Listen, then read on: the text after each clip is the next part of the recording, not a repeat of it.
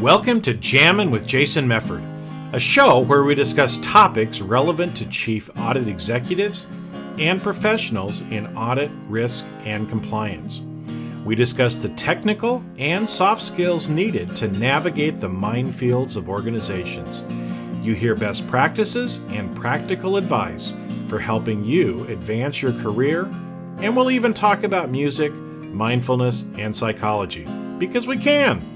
So sit back and relax while you listen to the #1 podcast in the world for internal auditors, unscripted and unedited.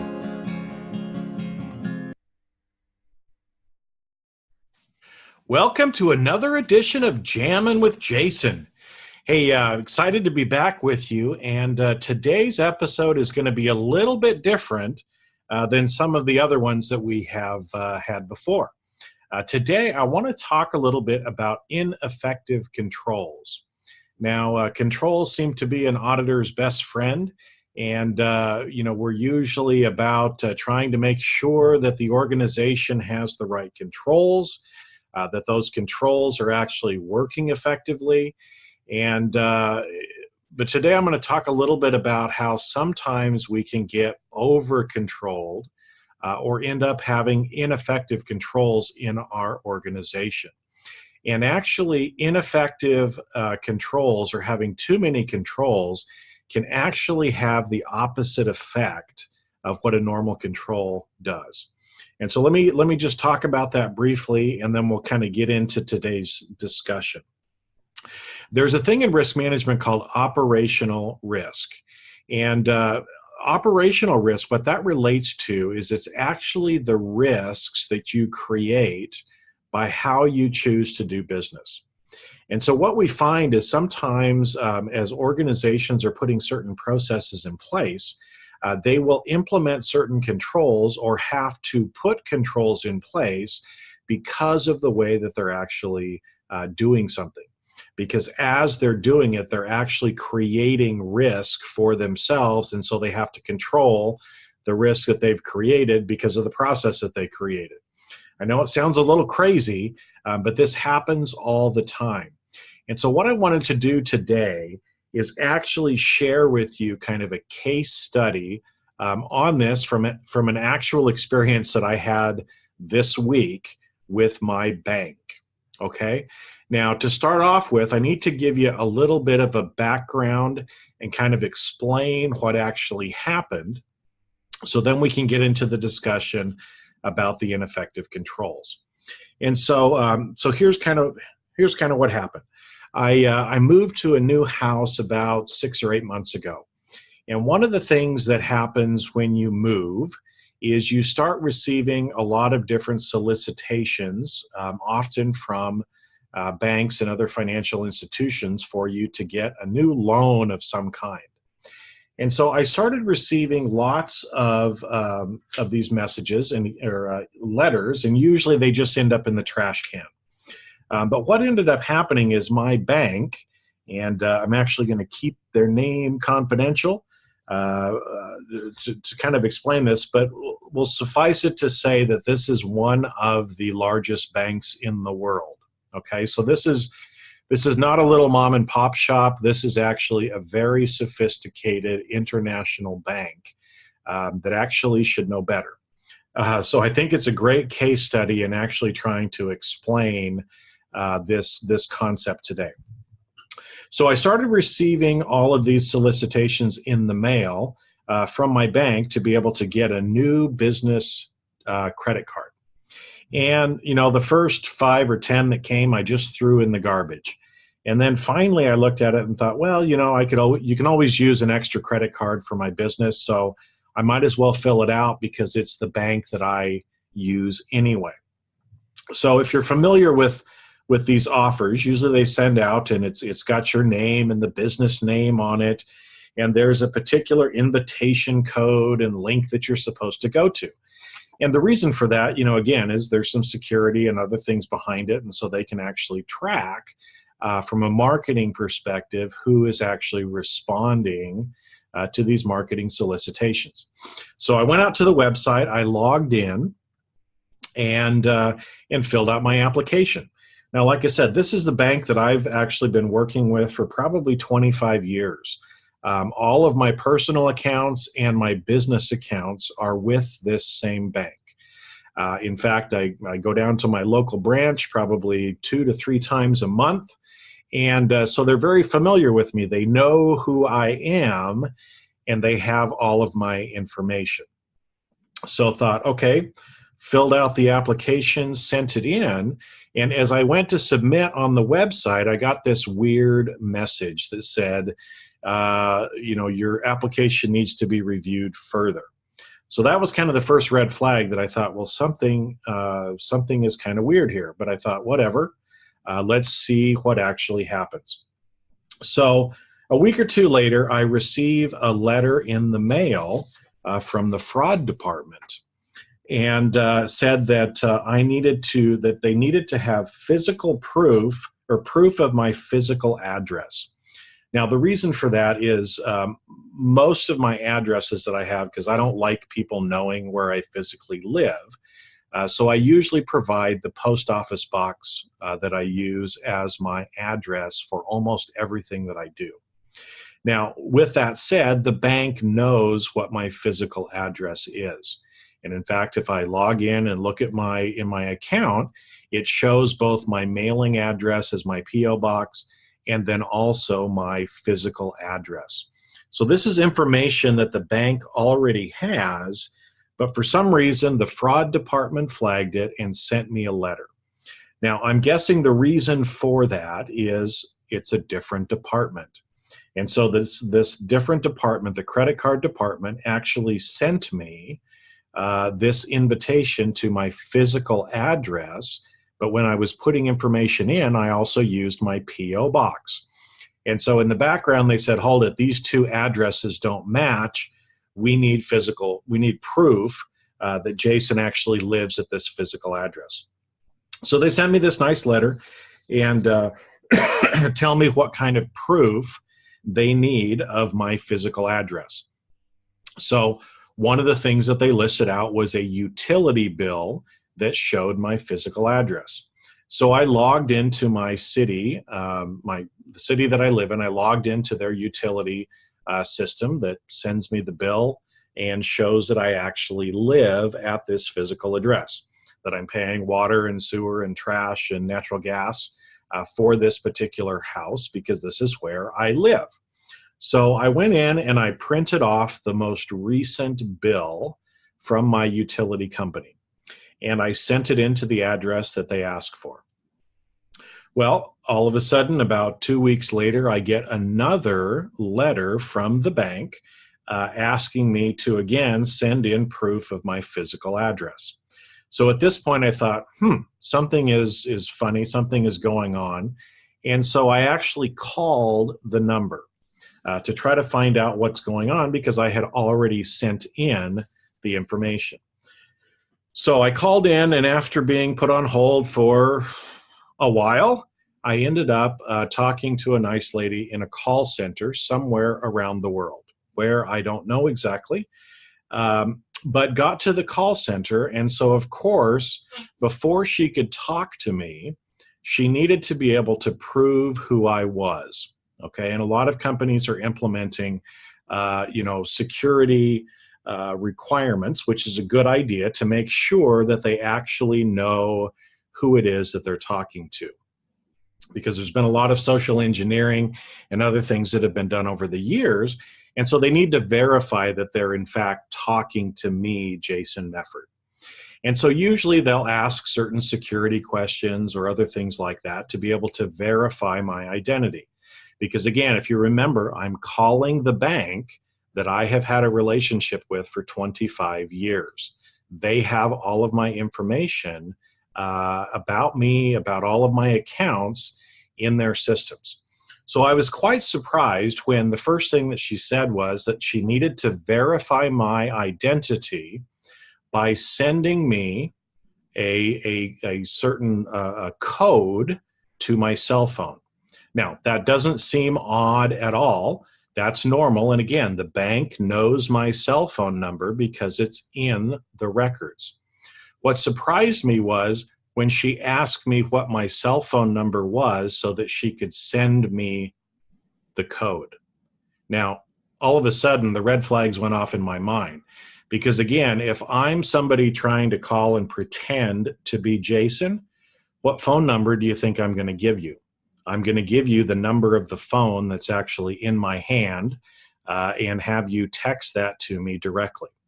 Now, I'm going to give the bank a little bit of the benefit of the doubt here and hope that in the background, their system somehow matched the phone number that I gave them with the phone number in their system, and that the person in the call center just couldn't see it.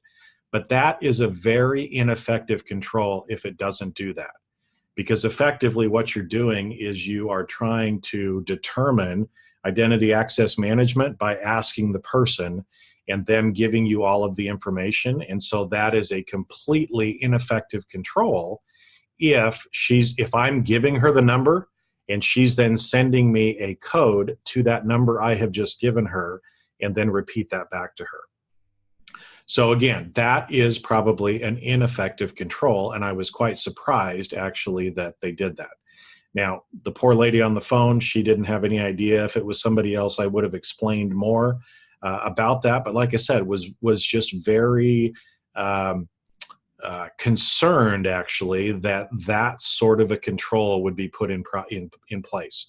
It's something that's ineffective. It wastes my time. It wastes her time as well for really not having any benefit. Okay, so that's kind of the first part as we're going through this. So that is, like I said, probably an ineffective control, one that should not even be in place. If you want to verify who I am, you should initiate and send the code to the cell phone of record, not ask me what my cell phone number is and then send it to that particular number. So she verified, and of course, you know, when I read back to her the message, it matched because she sent it directly to the phone number that I told her to provide it to. But at this point, she had determined that I was supposedly who I said I was, and so she could open up my file and then actually look at what was going on. And so again, as I told you, I had sent in the utility bill, and so it was surprising to me that I got sent the same message again as if they never received it. So I was calling to find out if they had received it. And in fact, they had received it, but here's where it kind of gets a little bit crazy, okay? Now, there was an old reporter that used to do a show named John Stossel. And as part of his show, he had a saying. He would say, "Give me a break." Well, when I got to this point, I felt like yelling, "Give me a break." And here's the reason why. Apparently, the invoice or the utility bill that I sent, at the top, it shows the name of the city where I live, and it's, you know, City Utility Billing Services. And it showed my name, and it showed the street address, but it did not show the city, state, and zip on the utility bill. Now, for anybody who's looking at it, you would know that it would be an address within that city. So by looking at the physical documents, you could tell that street address that I gave them was in that particular city. Okay, but it didn't match up with their particular compliance requirements. Now, here's the other thing too, is I live at, I'm just making up an address here, 123 East Main Street. And so the way that is normally put into the system using the U.S. Postal Code services, it would be 123, the letter E, which stands for East, and then Main, and ST period for street.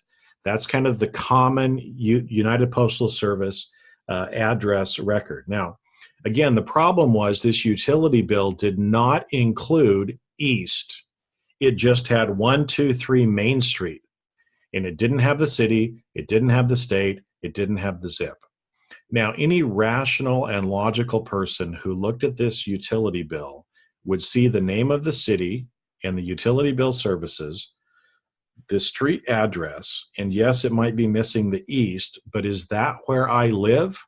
A normal, rational person would look at that and say, yes, Jason must live at 123 Main Street in this particular city because here's the proof of that. The problem was because it didn't correlate exactly with the way that I had put it into the application, which was based on the US Postal Service. They denied it and said that, well, that does not count as proof that that is where I actually live. So I had to go and find another utility bill that had the address exactly the way they wanted to see it and send it into them again. Now, again, this is where I wanted to say, give me a break, right? Any normal, rational person would be able to look at that information and determine that it fulfilled the requirement of trying to figure out what my physical address was. Now, but that was again on top of the fact that within their records already, they knew where I lived because that was included in it. And so the reason why I'm bringing this up is a lot of times we end up making recommendations or suggestions for improving controls and trying to tighten things down in the organization. But what ends up happening instead is we're actually providing ineffective controls. And those ineffective controls are, in effect, strangling your organization. Now, a lot of times people think, well, how can that be? If you're putting controls in place that waste time, that don't add value to meeting the underlying objective, then you are wasting money and you are strangling your organization. It makes it more difficult for your organization to meet its objectives if you are putting roadblocks in the way of getting there. And so, this is one of those areas where, again, this is probably not what some of you want to hear, but it's what you need to hear. So before you go out and actually try to think of some best practice, or you're looking at a particular area and decide that it has to be over controlled, I want you to stop and think about it and think and see if what you are actually recommending makes sense. Does it make common sense? Does it actually help the organization achieve its objectives, or does it make it more difficult for them to achieve their objective?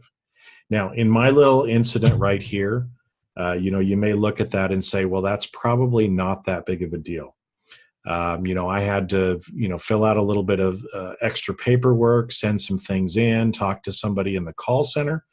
But let me tell you, as you start to add this up, the time that it took me on the phone with her, the time that it took me away from work and personal items to be able to do this amounted to probably a half an hour to an hour of time. Now, as the customer of this bank, was I mad? Of course I was mad. And this whole experience has actually garnered bad will with me and my bank. Now, is it enough that I'm going to switch banks?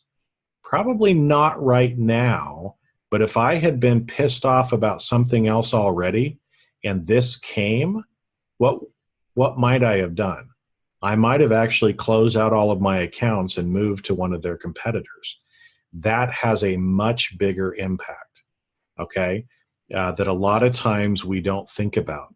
But the more difficult, the more bureaucratic you make it to do business, the more of a chance you have for having some of these other ramifications, like making customers mad and them leaving. So again, in your struggle to try to over control, what we end up doing often is we end up alienating or making mad our customers. We provide certain processes that are actually difficult and for people to actually have to manage and do as a job, and we end up wasting a lot of time. Now, again, the hour by myself is probably not a big deal, but when you start to calculate out and think, how many of these letters did they send out? how many of these letters ended up in some sort of customer service call or a holdup or everything else. And the reality is the time to process this application went up significantly. And so again, you have to think about that when you're thinking about the underlying objective that you're trying to do as an organization. So again, if you're an auditor, before you make recommendations, first off, think about, is this control actually effective? Will it actually do what we need it to do? And so in the first example about the phone number, that is not an effective control. If you ask me what my phone number is and then you put it in the system and send me a code to that, I could still be anybody. So that control is not effective and should have actually not been put in place. But then you also have to think about, again, is the control actually practical? Does it make sense for what we're trying to accomplish? And does it make it easier for us to achieve our objective? If it makes it harder for you to achieve your objective, then we shouldn't have the control. And so if you are out there trying to propose those type of controls to management, I can tell you, you're going to get pushback all the time. And if I was the manager, I would be pushing back as well. So I told you it was going to be a little bit of a different kind of an episode than normal, but it really is kind of a basic case study in ineffective controls at one of the largest banks in the world. Some mistakes that they're actually making that they shouldn't be, because again, it's in this day and age, you don't need to be spending that kind of time and money over a very minuscule kind of thing. So with that, think again about, before you make recommendations, whether or not the control is actually effective.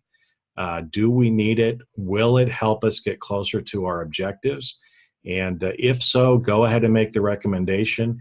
If not, do your company a favor and not try to make them do more things that they don't need to do.